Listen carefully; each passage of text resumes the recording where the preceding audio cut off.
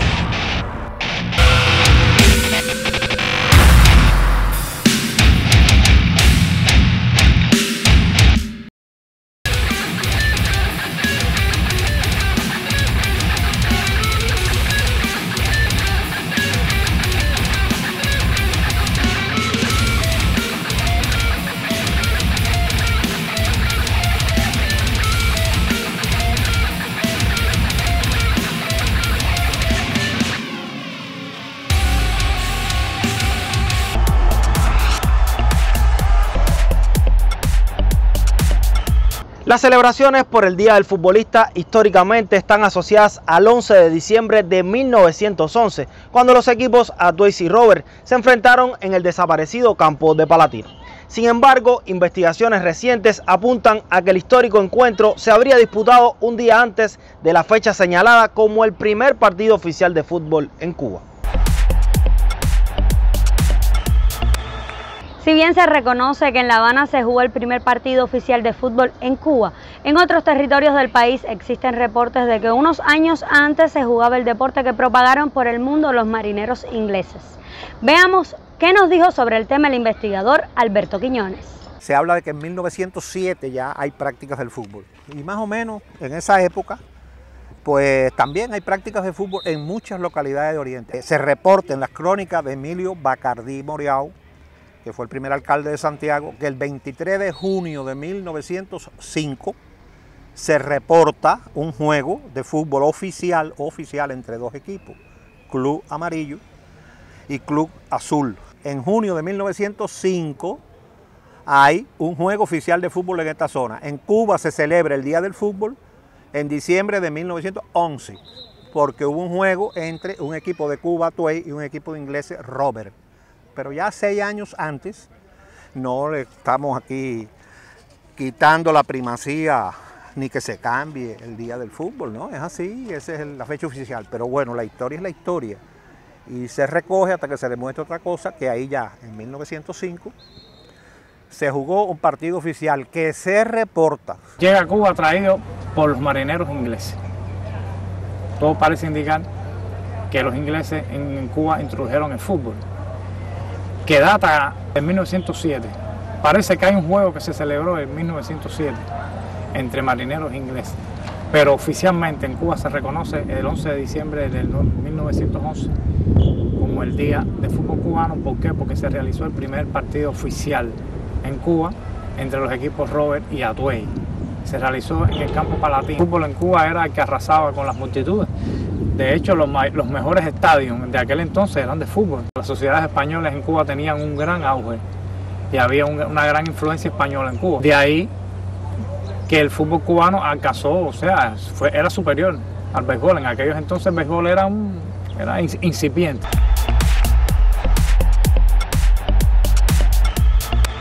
Siempre que se habla de fútbol cubano, y más en tiempo de mundial, sale a colación la participación de la selección nacional en la Copa del Mundo de París 1938. Recordemos cuál fue el accionar de Cuba en su única cita mundialista. La selección cubana, conocida como los Leones del Caribe, participaron por primera y única ocasión en un mundial en Francia 1938, donde consiguieron un meritorio 7º lugar. La selección cubana, conocida como los Leones del Caribe, participaron por primera y única ocasión en un mundial en Francia 1938, donde consiguieron un meritorio 7º lugar. Pero comencemos por el principio.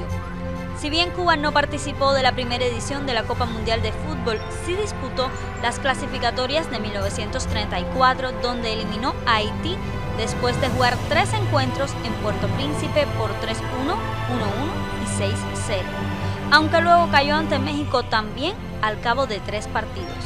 Del segundo poco se sabe, pero para 1938 y en un clima político internacional muy complicado y con un conflicto bélico a las puertas, Francia organizó el tercer mundial. Finalmente, de los 69 países inscritos originalmente, menos las deserciones voluntarias y obligadas, menos los eliminados en la ronda de clasificación, se tenía un total de 15 equipos participantes, 12 europeos, 1 asiático y 2 americanos, Brasil y Cuba. El técnico cubano José Tapia y sus 16 discípulos ya estaban haciendo historia cuando automáticamente Cuba se convertía en el primer país del Caribe en llegar a la final de la Copa Mundial de Fútbol, aprovechando los retiros de Colombia, El Salvador, Costa Rica y Surinam en una situación sin precedentes. Los nuestros jugarían su primer encuentro ante Rumanía el 5 de junio en el estadio Chapou en la ciudad de Toulouse. En aquellos momentos todos eran partidos de vida o muerte y el referee del encuentro era el italiano Giuseppe Scarpi. El primer gol cayó en la portería de los cubanos y lo marcó Silviu Bindea, pero los caribeños no demorarían mucho su respuesta y antes de ir al descanso, Héctor Socorro igualó las acciones en el pizarrón. El próximo gol lo marcarían los discípulos de Tapia por intermedio de Tomás Fernández. No obstante, las cosas se complicarían para los de la isla, pues los rumanos ripostaron cuando Iulu Baraki empataba a 2 el encuentro que iría a la prórroga. En el alargue, Stefan Dobay adelantaba a los europeos, pero los antillanos fueron salvados por Juan Tuñaz, quien lograba la paridad a 3 y mandaría a repetir el encuentro. El partido de desempate entre Rumania y los sorpresivos cubanos se jugó también en Toulouse 4 días más tarde. El mejor hombre de los cubanos, su arquero Carvajales, no alineó en esta ocasión. El motivo es increíble. Fue invitado por la radio cubana a comentar el partido de desempate. Su colega en la portería, Juan Aira, sin embargo, no quiso ser menos que el titular y se convirtió en el jugador clave para salvar el resultado. A pesar del gol del rumano Stefan Dobay al minuto 9, los caribeños se sobrepusieron y dieron la campanada imponiéndose por 2-1 con disparos de Héctor Socorro y de Carlos Oliveira para sellar el pase a cuartos de finales. Cuando los antillanos salieron el 12 de junio a la grama del estadio Fort Carré en Antibes para enfrentarse a Suecia, ya estaban dentro de los 8 grandes. Pero los cubanos tendrían que soportar lo que todavía se conoce como la peor derrota de la historia de la selección. 8 goles de los suecos cortarían los sueños mundialistas de los caribeños, quienes fueron obligados a conformarse con el 7º lugar. Cuba nunca más ha participado en una Copa del Mundo desde Francia 38, donde los nuestros jugaron 3 partidos con saldo de un empate, una victoria y una derrota. Definitivamente, algo para recordar.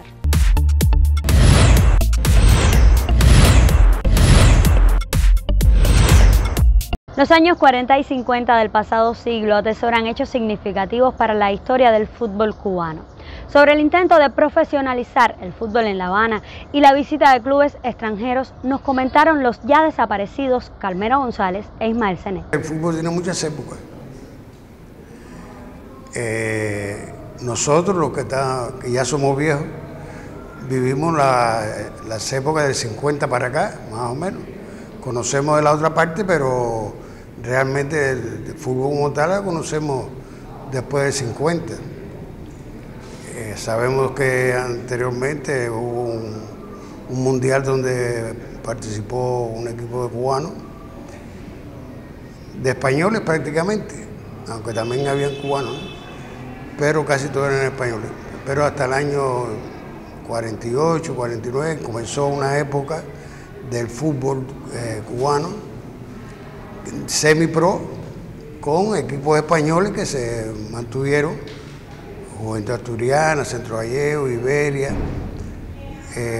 Puente Grande, que era un equipo criollo, con un campeonato bastante bueno en la tropical, que duró hasta el año 52, cuando se ideó por Bobby Maduro hacer un campeonato profesional en el Estadio del Cerro, para lo cual trajeron de América, especialmente de Argentina, unos 40 jugadores que insertaron con los criollos que en aquel tiempo estaban, que estaban un campeonato bastante interesante, pero se perdió un tanto la tradición del fútbol y se hizo otra cosa.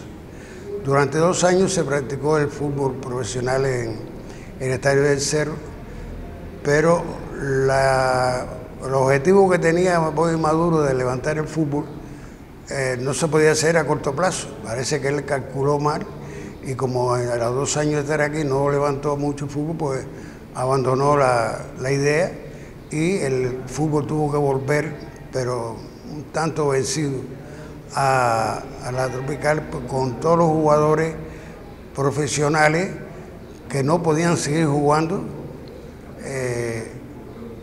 hasta tanto la federación, de la cual nosotros somos el presidente, les liberó de su profesionalidad, y esto hizo que se integraran a los equipos amateurs que habían en la época, que con estos jugadores y lo que había, se hizo un campeonato muy interesante que duró desde el 56 hasta el año 60, con los equipos ya amateur pero reforzados. Fue un campeonato muy interesante. El fútbol ahí, los equipos tuvieron una importancia capital, y el Estadio del Cerro, el Estadio de la Tropical, que era el estadio del fútbol, tenía una entrada bastante importante. Tú sabes que había una liga profesional de fútbol, que eran la Juventud Asturiana, el Ceiba, el Madrazo, el Puente Grande. Se jugaba fundamentalmente en el Pedro Marrero, la Tropical. Pero en el Latino sí se jugó, los juegos más importantes se jugaban en el Latino. Yo voy a jugar en el Latino personalmente a Juventud Asturiana con el Atlético de Madrid. Juventud Asturiana, que tenía el único tipo que hay aquí, el único atleta cubano que fue profesional en el fútbol y profesional en el béisbol, que es Valeriano Fano. Las temporadas de fútbol no eran muy largas, y entonces él compartía. No fue un gran jugador de pelota, él me empezó a jugar de Marianao a principios de los 40, y después le dedicaba más tiempo al fútbol que a la pelota. Y después, cuando se crearon los Havana Cuban en el 46, él empezó a jugar con los Havana Cuban. Pero dejó de jugar en la Liga Invernal aquí. En la Liga Invernal. Entonces jugaba con los Havana Cuban en el verano y jugaba en el invierno. En el invierno jugaba fútbol.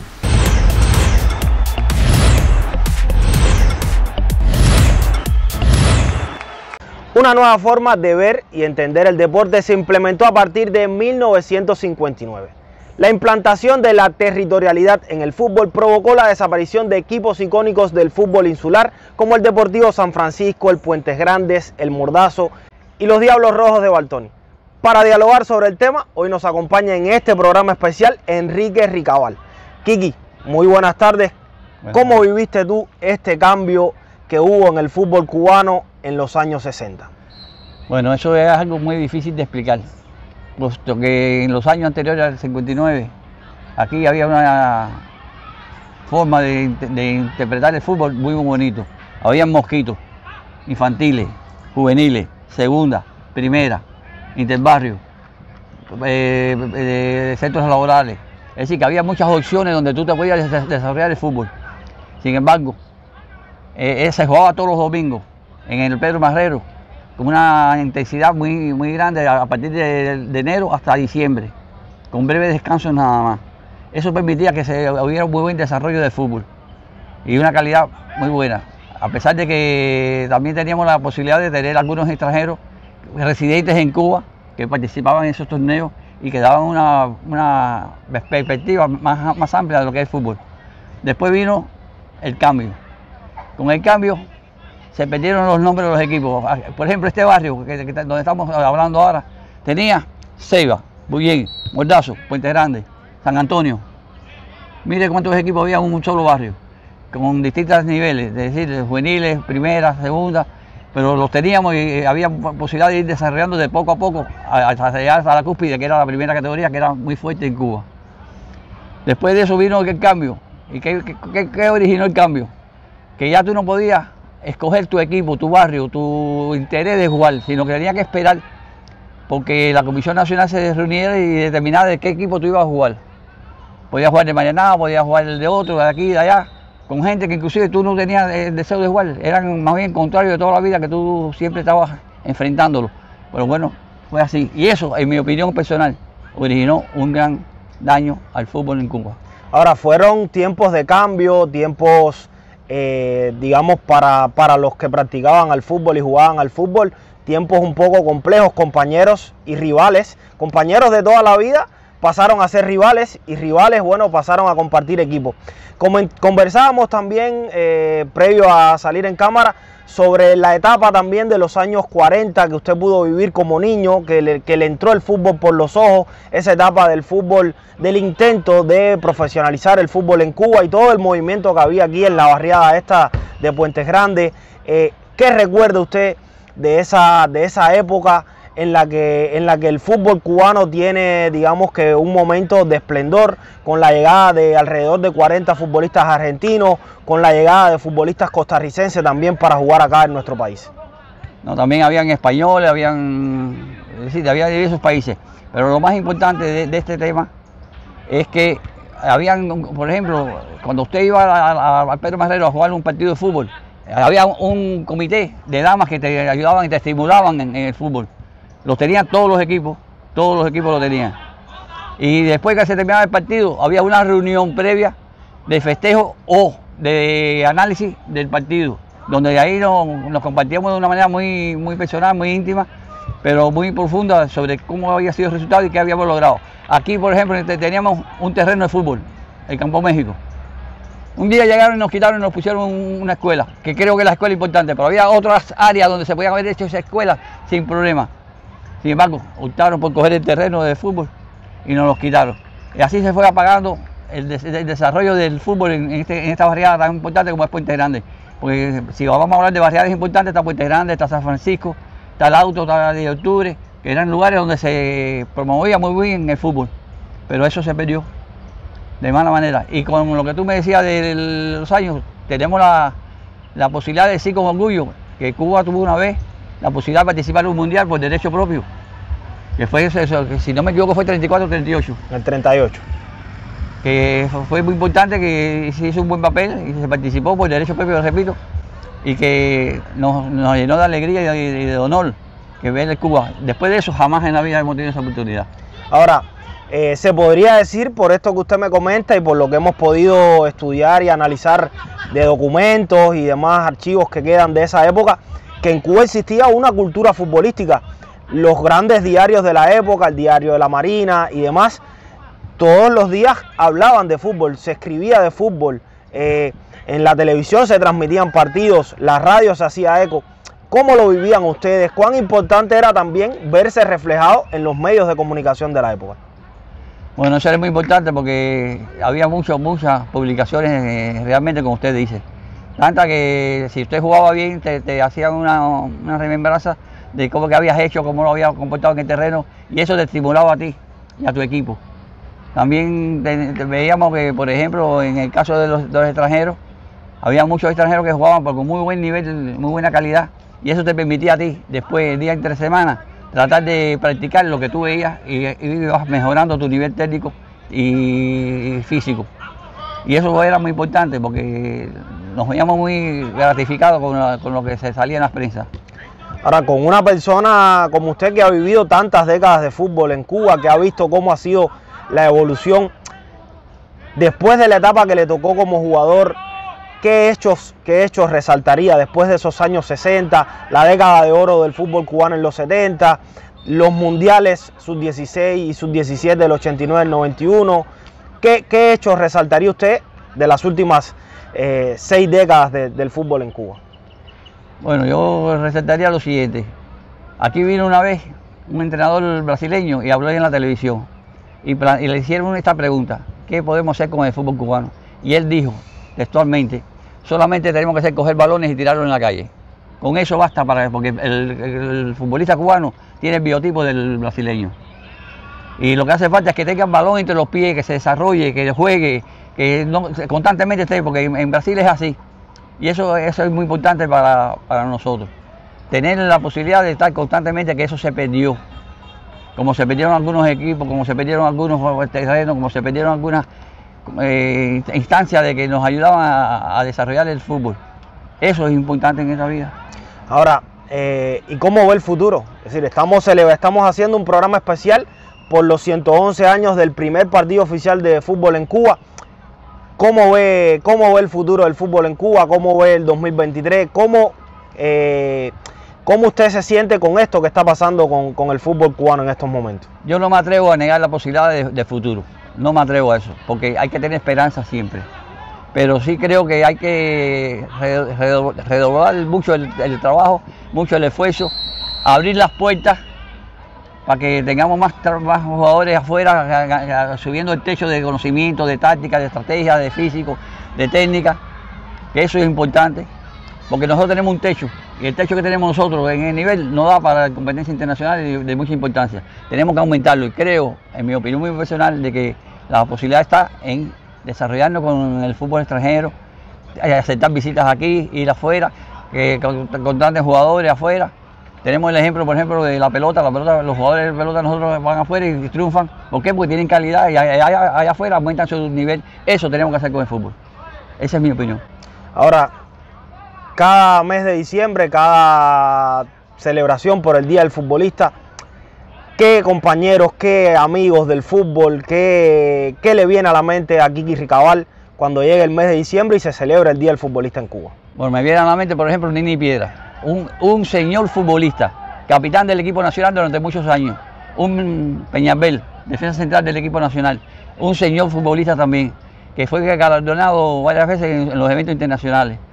Y me recuerda la posibilidad que yo tenía de, siendo niño, ir a Campo México y con un baloncito jugar con los muchachos, distraerme, aprender. Me recuerda a Mallorca, un entrenador que no tenía nivel intelectual, sin embargo era capaz de repetirte la jugada 15 veces para que tú la aprendieras con las manos. Era una gente muy importante porque trabajaba en la plaza de cargador de cesta vianda, y se toda la madrugada. A la mañana venía y se ponía con nosotros a enseñarnos a jugar, a enseñarnos a hacer cosas. Mayola, que es un señor muy importante para nosotros también como entrenador y como compañero, que nos ayudó a resolver problemas de ropa, de vestimenta para los equipos, porque hasta eso era difícil en tiempos anteriores. Y todo eso me viene a la mente y lo recuerdo con mucho cariño, porque fueron gente que se lo tira, fue una gente muy importante también, muy cariñoso, muy interesado porque esto mejorara. Y todos esos compañeros me vienen al corazón y yo los recuerdo con mucho amor. Ahora, ¿y esta barriada de Puentes Grandes? ¿Cree usted que para el significado que tiene, que tuvo y que tendrá para el fútbol cubano, se ha perdido un poco ese movimiento, esa pasión, ese arraigo con el fútbol que existía en los, bueno, desde que se juega el fútbol en Cuba prácticamente? El problema es que, te repito, esto era una cuna de fútbol. Aquí a cualquier muchacho tú le tirabas una pelota y sabías recepcionarla. ¿Por qué? Porque el papá jugaba, el abuelo jugaba. Había una tradición muy grande porque todos los equipos que yo te mencioné anteriormente. Y eso era muy importante. Hoy no hay equipos. Hoy lo único que tenemos es esto que ven ustedes aquí a la espalda de nosotros, que es el terreno de la Polar, que se juegan los veteranos, los super veteranos. Inclusive todos los domingos de 8 a 9 de la mañana hay aquí un grupo de compañeros, incluyéndome a mí, que tenemos más de 77 años, que venimos y jugamos. Tenemos 3 jugadores de 80 años, vienen y juegan. ¿Por qué? Porque eso se lleva adentro. El fútbol es una enfermedad contagiosa, que no hay quien la pueda quitarse del medio del pecho. Pero aparte, es nuestra vida. Venimos, movemos el esqueleto, movemos el sistema circulatorio, nos compartimos, no nos damos golpes y jugamos un rato. Eso es importante, eso es símbolo de que todavía tenemos el fútbol metido dentro del corazón.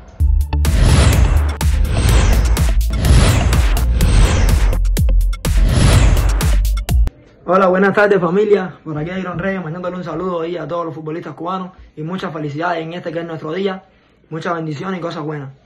La década del 70 está patentada como la época de oro del fútbol cubano gracias a los resultados alcanzados en citas multideportivas regionales. El momento cumbre de esos años llegaría en 1979, cuando la selección nacional discute el título panamericano frente a Brasil. Nosotros enfrentáramos esa competencia con jugadores de muchísimo nivel. Los centroamericanos lo ganamos invictos.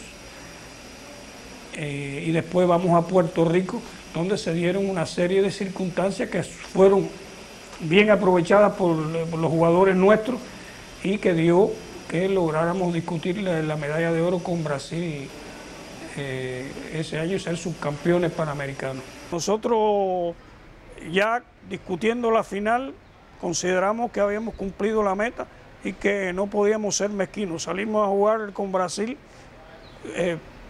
con las potencialidades que teníamos. Nosotros creo que para el juego con Brasil en la final hay muchas anécdotas, ¿no?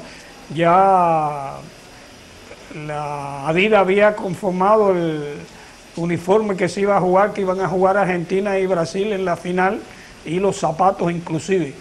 El día del partido de nosotros contra Brasil, pues bueno, vinieron los representantes de las firmas estas a darnos los zapatos para que jugáramos y nosotros prácticamente los rechazamos. Los jugadores nuestros jugaron con el uniforme que trajimos de Cuba y con los zapatos que ellos estaban habituados a jugar.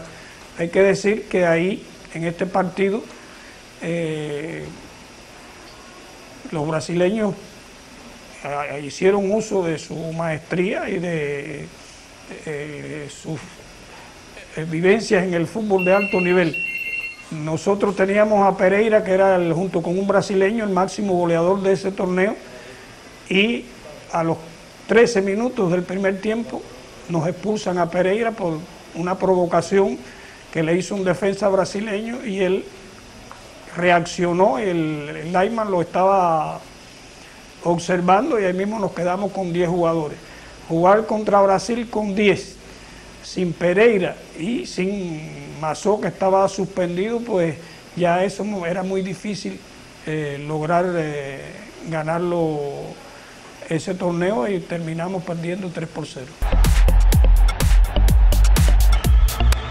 Los mundiales sub-16 y sub-17 de Escocia 1989 e Italia 1991 patentizaron el buen trabajo que se venía realizando en Cuba con las categorías inferiores. Con el paso de los años, muchos de esos jóvenes mundialistas dejarían su huella en la selección absoluta y en las canchas del país.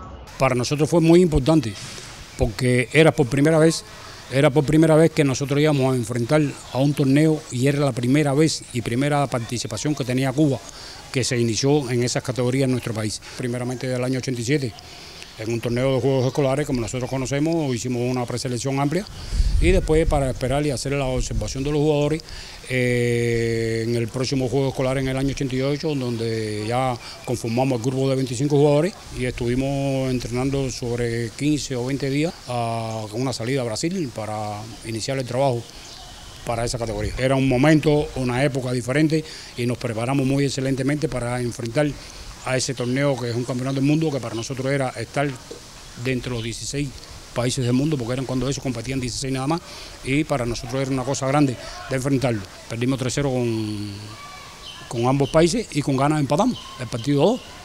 Ellos nos empataron a nosotros, un país que es de potencia en esas categorías. El segundo equipo no se tomaron las decisiones desde el punto de vista de participación y prepararse para el torneo. Sí entrenamos como siempre, tenemos mucho tiempo para el entrenamiento, mucho tiempo para la preparación, pero la parte competitiva fue una de las cosas que siempre es la que nos molesta.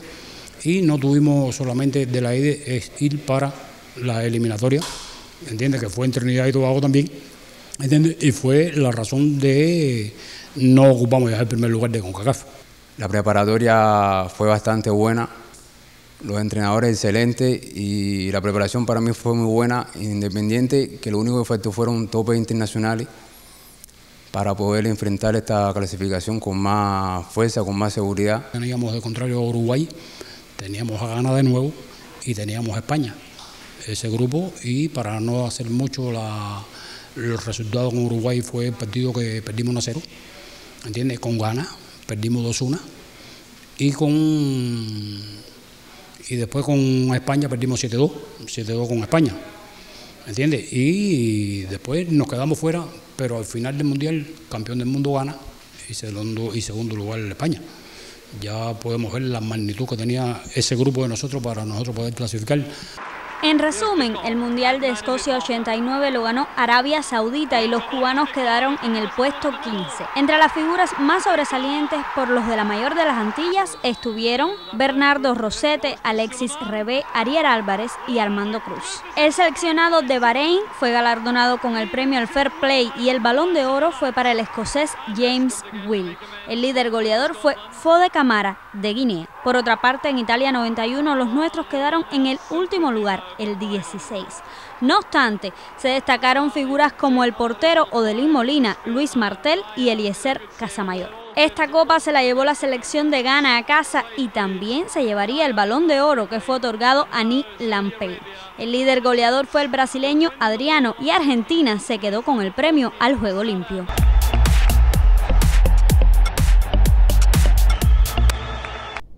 Hoy es el Día del Futbolista en Cuba. Quería desearle un excelente día a todos, felicitar a toda la familia del fútbol cubano. Desde acá de Guatemala, Richie Hernández le desea lo mejor. Esperen cosas buenas en nuestra selección y en nuestro fútbol cubano para el 2023. Y nada, le doy gracias a todos los fanáticos de cada uno de nosotros, de nuestra selección, por tanto apoyo. Un saludo para ti, Osmani, para el programa. Y nada, mucha suerte y felicidades en el Día del Futbolista. En el complejo escenario de los años 90, el movimiento de futsal toma auge en La Habana y en el 96 Cuba participa en su primera Copa del Mundo. Luego llegarían otras 3 clasificaciones de manera consecutiva y una quinta en 2016 que sitúa a la mayor de las Antillas entre las naciones con mayor número de mundiales en nuestra zona geográfica.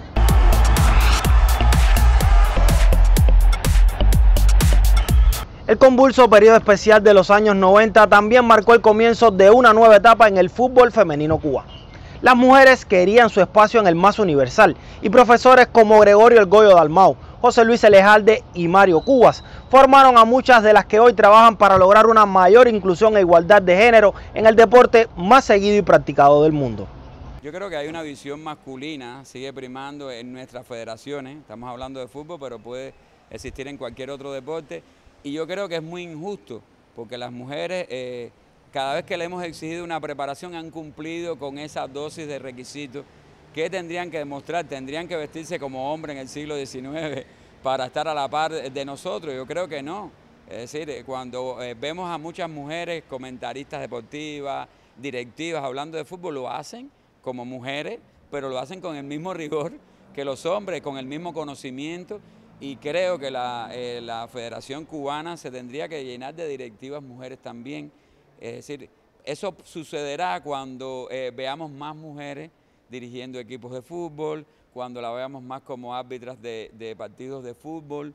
Es decir, cuando esa presencia se haga visible, cuando haya una visión realmente de la mujer como partner de nosotros los hombres dentro del fútbol, yo creo que nuestro país está en la mejor condición de hacerlo, porque todas las políticas del país, es decir, están a favor de la promoción de las mujeres.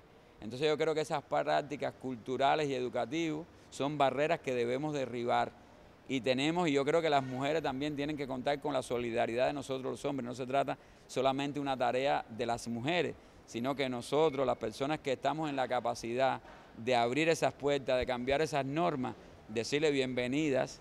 Y yo creo que habría que hablar, es decir, que el fútbol cubano tendría que tender ese puente para que la Federación Cubana tuviera la capacidad de tener muchas mujeres. Entonces, donde ves una mujer, ves que se abre un espacio para otras mujeres. Eso ha pasado en cada una de ellas. Es decir, si no permitimos que entren las mujeres, las demás no van a entrar por muy doctoras que puedan ser. O la ponemos solamente en un lugar sin voto y sin voz. La ponemos de forma simbólica, como un búcaro, arriba de una mesa. Y yo creo que no, es muy injusto si hacemos este tipo de prácticas y ojalá, es decir, que en los debates no se trata de imponer, sino de debatir. Y creo que para democratizar todos estos espacios con hombres y mujeres debemos abrir las puertas a ver qué pasaría.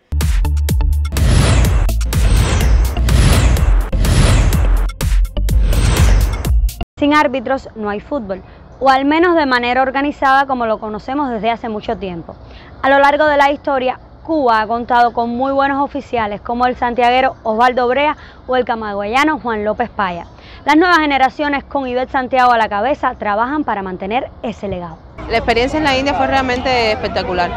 Estar en un evento mundial con árbitras de otras regiones que no conocía, con un tipo de fútbol que tampoco había trabajado, porque el fútbol europeo, el fútbol asiático, el fútbol africano es muy diferente al fútbol que se juega en nuestra confederación. Y realmente tener la oportunidad de poder intercambiar con esas árbitras, de poder trabajar en esos equipos fue muy enriquecedor para mi futura carrera. Además de eso, este mundial y en los 2 partidos que trabajé, tuve la oportunidad de acumular experiencias que estoy segura que me van a servir para un futuro, tener otras oportunidades en eventos también más importantes. Este mundial también es parte de la preparación de todas las árbitras candidatas para Australia y Nueva Zelanda.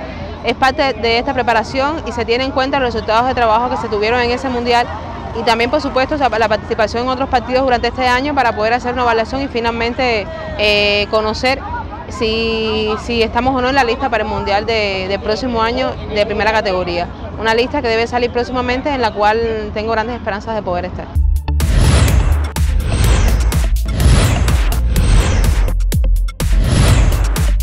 La historia reciente tiene en el Mundial Sub-20 de Turquía 2013 y los Juegos Centroamericanos de Veracruz 2014 sus momentos cumbres. Aquella generación guiada por el técnico avileño Raúl González Triana generó ilusión en la afición futbolística del país. México ha tenido que recurrir a los penales. Espericueta es el que lo va a cobrar para poder anotarle un gol a Cuba. Aquí está el hombre del Villarreal de la Liga de las Estrellas. Le va a pegar al balón. Le va a pegar Espericueta. Sandy bajo los 3 palos. Tiene que anotarlo y si llegamos al 120 con empate hay que ir a penales. Le va a pegar Espericueta. Sandy y 11 millones de cubanos queremos atajar bajo los 3 palos. Pita el árbitro. Aquí viene Espericueta. Arrancó, le va a pegar, le pegó. Detuvo Sandy. Madre mía. Grande el portero cubano. Desde afuera se ve con otro prisma el partido, ¿no? El segundo está más tranquilo, las decisiones ya no son fundamentales, porque pienso que en el banco si te equivocas peca.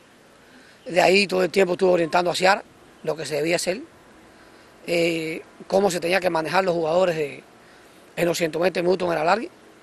Creo que eso Ciara lo hizo impecablemente bien, él merece un mérito importante en esto. En el caso de los otros sí aposté por el libretico, fui pasito a pasito, fui marcando a los jugadores en su momento, a quién le tocaba, a quién no le tocaba. Yo tenía mucho deseo de tirar, pero los entrenadores, por lógica, decidieron que no tirara por el desgaste que tuve y por la lesión que tenía, que por mucho deseo que tuviera yo no era lógico que tirara en ese momento. Pero bueno, si hacía falta en algún momento tenía que tirar, iba a tirarlo y iba a hacerlo con el mayor esfuerzo del mundo. Fue un momento de mucha presión para mí. Cuando yo iba caminando hacia el punto de penalti, yo estaba pensando para el palo que lo iba a tirar. Yo decía por dentro de mí, es para ese palo, aunque el portero se corra para ahí. Yo quería meter el penal para sacarle al equipo hacia adelante. Cogí la pelota, yo había tenido unas palabras, unos encuentros con el árbitro. Y entonces cuando el árbitro me da la pelota me dice suerte. Y en el caso de Olesi, bueno, falló el penalti, erró el penalti, creo que después lo conversé con él, en ese momento no, lo conversé con él después. Cambió el penalti, creo que si lo hubiera tirado para el lado que él tira, tranquilamente hubiera sido gol y a lo mejor todavía estuviéramos tirando penalti. Cojo la pelota, la pongo al punto de penalti y cojo la carrera impulso. Cuando doy el último paso para tirar el penalti, con el rabito del ojo, veo que el portero se corre para la parte derecha. Y lo quise cambiar. Lo quise tan asegurar que lo tiré entre el medio y un poquito para la derecha. Y el portero se había pasado, así todo se había pasado, y me lo toca con la puntica del pie. Viene Collado, le va a pegar, Collado le pegó, se acabó el sueño. No importa, muchachos, para nosotros ustedes son héroes. Seguimos confiando en ustedes. México tuvo que recurrir a la tanda de penales para poder vencer a Cuba. Contra Honduras, yo les dije a ellos que nosotros habíamos llegado al torneo por una medalla y que esa era la oportunidad nuestra de la medalla. Nosotros anteriormente, alrededor de 20 y pico días antes, habíamos perdido con Honduras en Honduras 3-1, con ese mismo equipo. pero en aquel partido pasaron cosas que yo sabía que en este partido no iban a pasar, no tenían por qué suceder. En primer lugar, el técnico de Honduras jugó un primer tiempo con un equipo y el segundo tiempo puso otro equipo. Nosotros mantuvimos siempre el equipo de nosotros, con los 3 cambios, porque era fundamental para nosotros que el equipo ganara en bagaje competitivo. Y solamente le dije que había que meterse al campo a jugar. Empezamos perdiendo 1-0. Arichel no podía jugar en ese partido prácticamente. Termina el primer tiempo y me dice que quiere jugar. Yo le dije que ya estaba jugando ya. De hecho, estar en el banco, uno está participando. ¿Me entiendes? Que estuviera tranquilo, que en su momento él iba a entrar. Decidí sacar a Clavelo, porque había hecho un esfuerzo muy grande, estaba extenuado. Después moví algunas piezas, pasé a David a jugar central, metí a Arturo medio campo, traje a Arichela de 10 y puse por fuera a Jordan. Y creo que ahí logramos virar el partido. Mike empató, después Jordan metió y Arichel terminó de sentenciar el partido 3-1, que nos dio la tranquilidad de lograr una medalla de bronce. Hoy creo que empezamos un poco dormido al principio, pero supimos levantar como el gran equipo que somos, supimos remontar. Estoy muy contento y darle saludos a mi familia, a mis amigos, a todos mis entrenadores en Piel de Río, a mis entrenadores en la selección nacional, a todos esos cubanos que nos siguen, que sé que hay muchas personas que nos siguieron y que nos apoyan, y que esta medalla de bronce es para toda Cuba y espero que estén contentos. Y le pedí al entrenador que me pusiera, tenía mucho deseo de jugar y salió el resultado dentro del terreno. Quiero darle las gracias a todo el pueblo de Cuba, a toda la televisión, a Radio Rebelde, a todos mis jugadores, a Máximo, a Roldán, a Higinio, el médico, a Chamizo, a todos los que tuvieron que ver con este resultado, a la Comisión Nacional de Fútbol y en especial a todo el pueblo de Cuba. Muchas felicidades, Cuba, ustedes se lo merecen.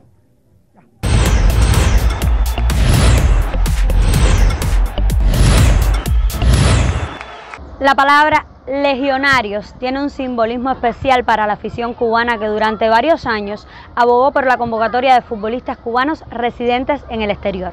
El llamado de esos jugadores profesionales marcará un antes y un después en la historia del fútbol en Cuba.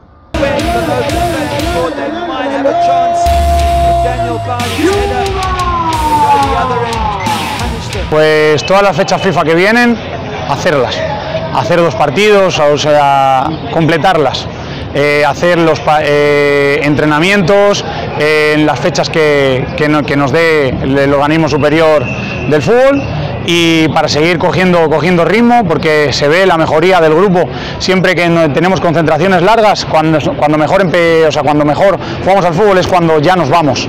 Entonces al final hay que seguir este proceso de seguir viniendo, seguir manteniendo esa idea de grupo, y yo creo que eso, y seguir trabajando. O sea, al final con las ganas que le pone el equipo, yo pocas veces he visto eso en un vestuario de fútbol, que a pesar de todo y de las trabas que puedan existir o lo que sea, si hay que, cuando entramos en el campo, todo el mundo muerde el césped y da todo por el de al lado.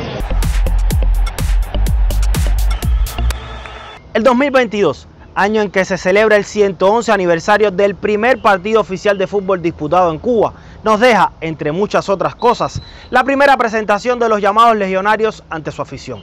El estadio Antonio Maceo de Santiago de Cuba fue el escenario del histórico momento.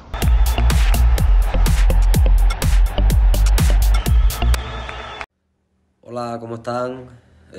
Por aquí les habla Luis Javier Paradelas Díaz. Felicitar a todos mis compañeros de la selección por hoy 11 de diciembre, día del futbolista. Espero que la pasen muy bien y lo disfruten mucho. Un saludo aquí a la distancia. Este año también pasará a la historia como el primero en que una mujer gana un campeonato nacional como directora técnica y también es nombrada seleccionadora nacional. Se rompen esquemas en el fútbol cubano y nosotros estaremos ahí para contárselos a ustedes. Con Elizabeth Cup estamos ahora mismo en Fútbol por Dentro. Elizabeth, muchísimas felicidades. Gracias. Gracias por estar aquí otra vez, porque bueno, ya tú eres asidua de Fútbol por Dentro. Y en los 111 años del fútbol cubano, vamos a hablar de lo que significó para ti, primero, lograr este resultado con el equipo de La Habana, ganar el campeonato nacional. Bueno, fue duro, porque fue un trabajo muy profundo el que tuvimos que hacer, ya que veníamos de pandemia, que todo el mundo lo sabe, que estuvimos años sin poder, lo que es poder tener aquello que al futuro nos podía dar después un buen resultado, que era el tope entre muchachitas, que no pudimos hacerlo así, pero sí logramos los topes contra los veteranos, que fue muy bueno.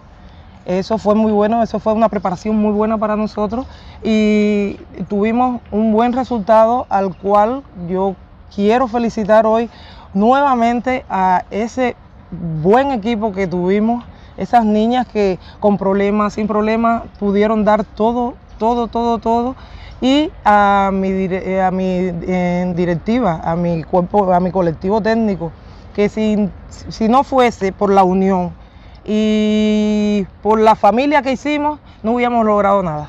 Esto no lo hubiéramos logrado.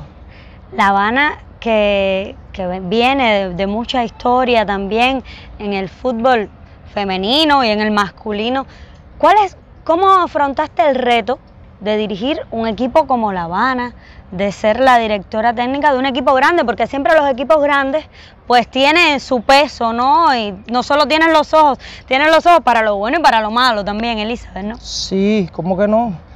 A veces es más para lo malo que para lo bueno. Pero bueno, uno se tiene que preparar, uno tiene que prepararse y nosotros como mujer tenemos que afrontar y hacernos creíbles, hacer que las personas vean que nosotros podemos y que nosotros estamos dispuestas a lograr todo lo que nosotros nos pongamos en la mente. Y entonces, fue un reto muy duro. Me vinieron, la primera que me vino con esa propuesta fue Yuneisi, que me dijo, Elizabeth, ¿por qué tú no coges el equipo de La Habana? Y yo le decía, no, Yuneisi, no. Y Iracema también me lo dijo, y entonces entre las dos como que confabularon un poco y cogieron a Beitía, y Beitía dijo, no, si esa propuesta la tengo yo desde hace rato, y así, y yo que no, que sí, y hasta que ya di el paso, y aquí estoy, enfrentando todo tipo de cosas que se me pongan en el camino, pero eso me va a hacer crecer, eso va a hacer que las muchachas crezcan también, y que siempre van a decir, vamos a poder porque nuestra entrenadora está ahí y nos está dando el impulso aquel para poder lograr lo que nosotros queremos. Yo siempre digo que nosotras las mujeres que estamos, por supuesto, en un trabajo donde mayoritariamente se veían a los hombres, pues tenemos que demostrar el doble y a veces el triple. Y yo sé que, bueno, en esa posición estás ahora mismo. Pero te felicito también porque hace muy poco fuiste nombrada como seleccionadora nacional. Elizabeth, eso es un reto, te soy totalmente sincera, es un reto y espero, sé que lo puedes afrontar porque tienes el nivel, porque has estudiado para eso, pero también sé que no va a ser un camino de rosas. ¿Cómo te lo planteas? ¿Cuáles creen que sean los parámetros en los que te vas a basar para montar tu equipo? ¿Y cómo lo ves? ¿Cómo lo ves desde el punto de vista deportivo también para ti? Bueno, a ver, lo veo, ya como te dije, un reto grande y un reto con aquel sabor a gloria, porque me siento que es un reto duro, pero un reto al que puede florecer, al que puede el fútbol cubano tener cosas buenas siempre y cuando el apoyo exista. El apoyo existe y verán cosas fructíferas para el fútbol femenino. Y entonces te puedo decir que va a ser duro, como dijiste, voy a tener altas y bajas y eso también lo tienen que interiorizar las mismas muchachas, que no es porque ahora esté yo al frente, ya todo va a ser, que Dios quiera que sea así, que Dios quiera que sea así y vamos a trabajar duro para eso. Vamos a trabajar duro, vamos a trabajar, ahora mismo tenemos 41 muchachitas seleccionadas para nuestro equipo Cuba y todo está en lo que ellas se propongan, a donde ellas quieran llegar y lo que ellas quieran lograr en su vida. Porque no es solo que yo le diga, sino es lo que ellas quieran. Elizabeth, ¿y cuál sería, cómo podríamos describir tu equipo ideal? ¿qué es lo que tú quieres hacer ahora mismo con la selección nacional?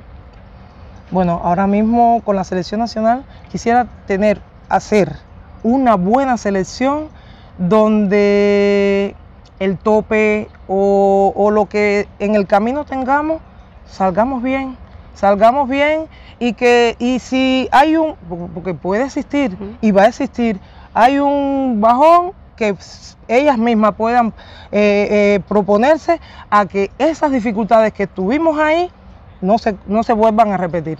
Y entonces trabajar duro, constante, con apoyo, y que por donde salga yo que voy a hacer la cabeza, todas tienen que salir y todos tenemos que salir. El colectivo técnico, los directivos, todo el mundo, con apoyo todo se resuelve y todo se puede obtener. Elizabeth, yo no puedo dejar de conversar contigo sobre el arbitraje, porque si bien tú eres ahora mismo la seleccionadora nacional, eres directora técnica, tú vienes del arbitraje, tú iniciaste junto a Iracema Aguilera, a María Dolores, a muchas otras mujeres que se iniciaron en el arbitraje en Cuba, un camino que ahora mismo, si bien ha tenido altas y bajas, tiene en su escalón más alto a Ibel Santiago, que es una árbitra que ha ido a un mundial sub-17, tú tienes de esa experiencia también. Háblanos un poco del arbitraje. Creo que es necesario hablar un poco del arbitraje y de cómo las mujeres en Cuba se han desarrollado en el arbitraje también. Sí, cuando nosotros empezamos en el arbitraje, primero empezó, que todo el mundo sabe que primero empezó Iracema con María Esther, y eran las únicas dos mujeres que existían en nuestro país. Después nos fuimos incorporando María Dolores Sáez y yo. Y entonces logramos una buena cuarteta. En aquella cuarteta estaba Esther María, estaba Iracema Aguilera, María Dolores y Elizabeth Koff. Y entonces éramos una cuarteta que cada vez que salíamos al terreno dábamos lo mejor de nosotras. Y después se retira Mari, aparece Ania Navarrete, la villaclareña. Y así consecutivamente fuimos dejando, no es que nos retiramos, no fue así, sino que fuimos dejando por circunstancias que sucedieron. Y entonces fue cuando apareció nuestra Ibe, que hoy por hoy ha estado representando nuestro país. Y yo espero que el arbitraje crezca, tiene que crecer y hay que trabajar en base a eso. Porque cuando a mí me seleccionaron, que hoy por hoy lo pienso y digo, coño, entre 45 árbitras del mundo, yo fui seleccionada para ir al Garbe. Eso es un torneo que realizan para todos los equipos que van a mundiales, a olimpiadas, se preparan en ese torneo Algarve, donde ahí van todas las árbitras. Y ahí yo le dije a Iracema, cuando yo vaya y yo regrese, te voy a contar, a ver, porque ahí es donde uno puede llegar a la comparación. Uno nunca se debe comparar, pero uno puede decir, y eso es lo que yo decía, estamos lejos o estamos muy cerca de lo que nosotros queremos y donde queremos llegar.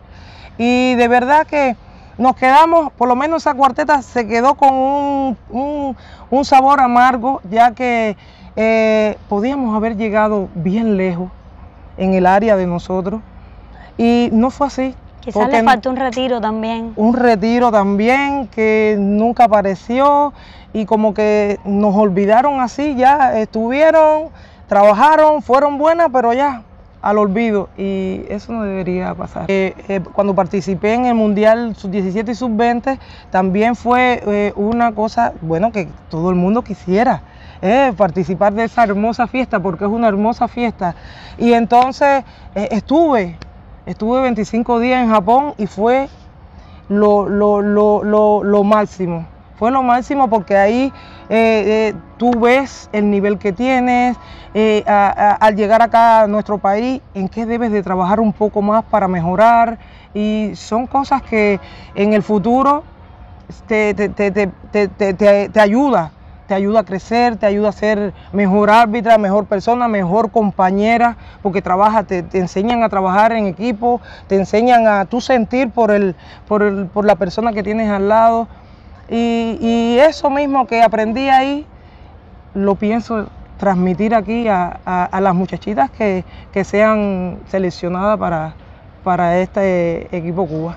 Por último, no puedo dejar de preguntarte, ¿qué crees que necesita, además de apoyo, que ya lo hablábamos, el fútbol cubano para crecer? Las mujeres que practican al fútbol en Cuba, ¿qué necesitan? Sabemos que apoyo, pero bueno, específicamente desde tu experiencia, desde tu experiencia, ya te digo, como entrenadora y como árbitra, desde toda una vida en el fútbol. Claro, bueno, aquí se necesita, para el desarrollo del fútbol femenino, se necesita tener las ligas desde temprana edad hasta lo más alto, y eso es lo que viene, el escalonamiento y el buen resultado después, porque cuando tú vienes y haces un torneo sub-13, después haces un torneo sub-18 y uno sub-20, el mayor, cuando todas las provincias, logramos a que todas las provincias tengan equipos y todas las provincias jueguen contra, nosotros podemos tener una buena selección y podemos tener crecimiento en lo que es el fútbol femenino.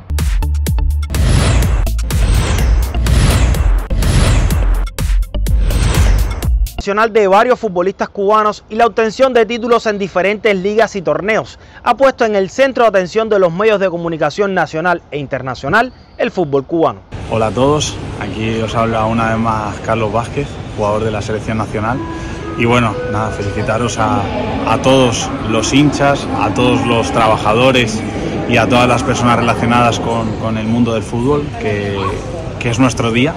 Y nada, felicitaros a todos, mandaros un fuerte abrazo, que este deporte tan bonito que nos gusta a todos nos siga uniendo y nada, y brindo por un 2023 que va a estar lleno de éxitos, lleno de objetivos bonitos, lleno de grandes metas que nos viene por delante, tanto para nosotros como para el fútbol femenino, como para el fútbol sala, para todas las disciplinas que tiene nuestro gran deporte. Y nada, que todo vaya bien y un fuerte abrazo a todos y mucha fuerza.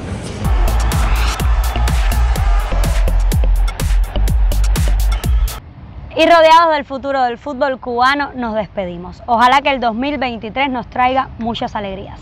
Síganos en nuestras redes sociales. Recuerde que somos Fútbol por Dentro, el programa donde lo más importante